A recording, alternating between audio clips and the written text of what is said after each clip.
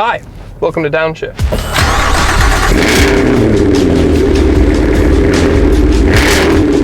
My name is Matt. This is the stupidest, most outrageous, but also the most fun thing ever.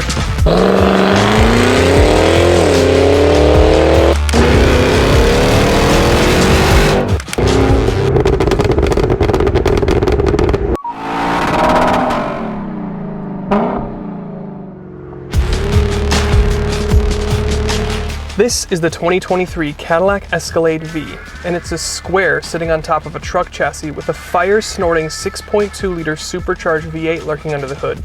Power, plenty. Sound, deafening. Giggles, compulsory. The concept of big power SUVs isn't exactly new, and this isn't even exactly what you would call the upper echelon if you wanted something like a big power SUV. However, if you wanted a 7-passenger ladder frame building that incinerates fuel to the outcome of 700 horsepower, this is kind of the only name in the game.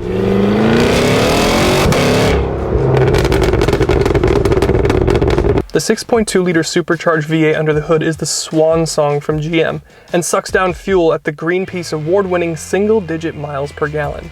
However, what it results in is 682 horsepower and 653 pound-feet. Sure, power numbers are great, but those massive explosions under the hood are good for something a little bit more than horsepower in 0 to 60. It's the symphony of the quad tips you get when you get on it. And when you get off it.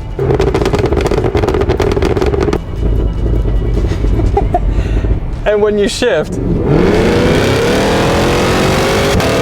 Speaking of shift, this Escalade comes with a 10-speed automatic that feels more like it belongs in a sports coupe than in a massive truck.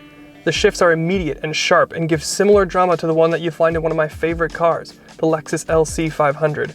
And you all know what a high compliment that is coming from me. Interestingly though, you don't get all of the cracks and pops every single time you lift off the throttle in V mode. And since it doesn't give it to you every single time, it gives you the feeling that you have to work for it or that you've earned it. But when you do get it right, it sounds basically like the Marines are holding weapons training off the back of your bumper. Everything about this car is outrageous in the best way.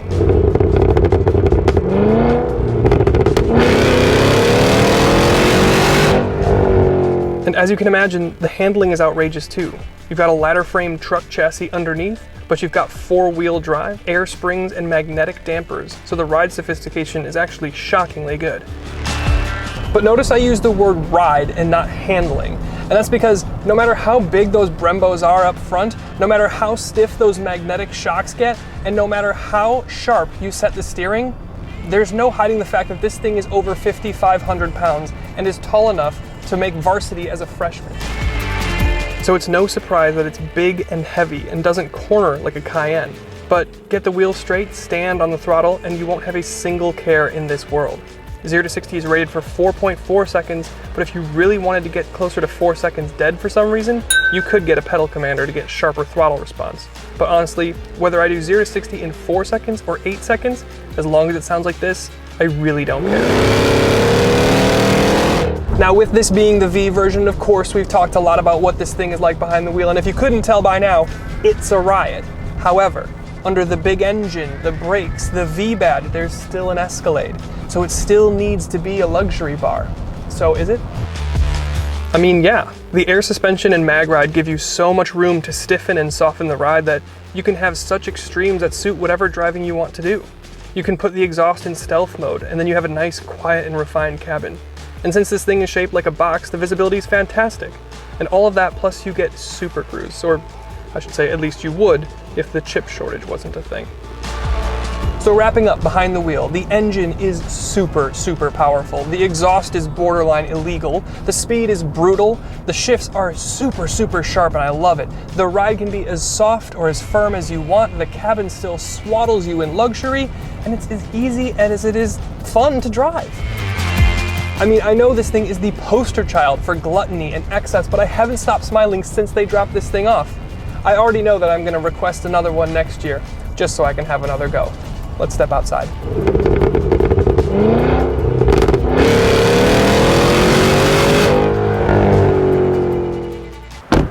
This thing is so stupid, but aren't some of the best things? I mean, you can't go anywhere near the throttle without losing your mind and giggling uncontrollably. And then you stand outside and you look at it and you have a super handsome luxury SUV. You can tell squares, rectangles, and other geometric shapes were the inspiration of this Escalade. But it suits the personality of the vehicle really well. I love it in this red paint, especially with the black accents which come standard with the V. There are a few V-specific details, but the design remains largely like the normal Escalade. The V-specific things include a slightly more aggressive front fascia. You have V-specific wheels with the massive 6-piston Brembo brakes peeking out from underneath. You've got a V badge on your front door on each side. And then on the rear, your Newton meter badge on the lower right of the tailgate is replaced with another V badge. You've also got a reworked diffuser with the quad tips at the bottom. So they didn't do a lot in terms of styling to make this thing super unique or shouty or in your face, and I kind of like that subtle approach to styling. It's more sleeper, if you could call it that. Of course, that's assuming you don't go anywhere near the throttle. But what you have here is a really handsome truck, and then speaking of truck, this is built on the T1XX ladder frame chassis, which means you get 7,000 pounds of towing. I don't know why you would tow with this thing, but you can. Step inside. And then if the exterior changes weren't subtle enough, you've got an even more subtle interior change. You do get a couple little V things here in your cabin. You have a V button in front of your shifter, but they basically just took the top of the range Escalade and added a couple things here and there. I like that they didn't paint the interior in red and drape it in carbon fiber. There's no need for any more suggestion of sporty performance from the interior. Leave that to the engine and the transmission. What you do have is a very nice and very luxe interior. The seats are something to behold with an interesting stitching pattern. They're heated, they're cooled, they have massage, they have speakers built into the headrest. There's 36 speakers in total. I mean, they do it all. Your dash design, while not different, is still impressive, with the massive curved OLED display for your digital cluster and infotainment system. The systems themselves are brilliant. The resolution's great, the customizability is great, you get wireless CarPlay and a decent 360 camera. The resolution is good, but the lens is a little bit warped.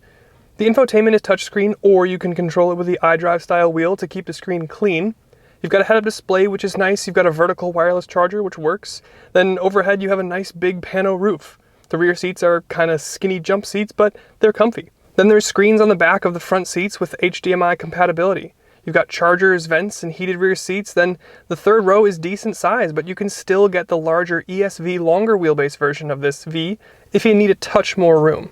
The ESV will also give you more trunk space, which would be nice, but with all the seats folded down from the trunk, it's super convenient and it results in a huge and practical square interior storage space. So the interior of this V doesn't change a huge amount, but it didn't really need to. On the other hand, the only interior that gets close to this thing from the States is the Grand Wagoneer, and that doesn't come with the power and theater that you get from this Escalade V. So that might be a good time to wrap this out. So as tested, this thing is about $150,000, making it pretty crazy money. However, it's not nearly as crazy as it would have sounded 2 years ago, and it's not that crazy when you consider the competition. The Durango Hellcat offers similar power and drama, but doesn't come close to this interior. So then you start looking at things from Europe like GLS 63s, Alpina XB7s, Cayenne Turbo GTs, Range Rover Sports, all of which are better handlers, but don't offer the same raucousness, the interior space, or, I can't believe I'm saying this, the towing.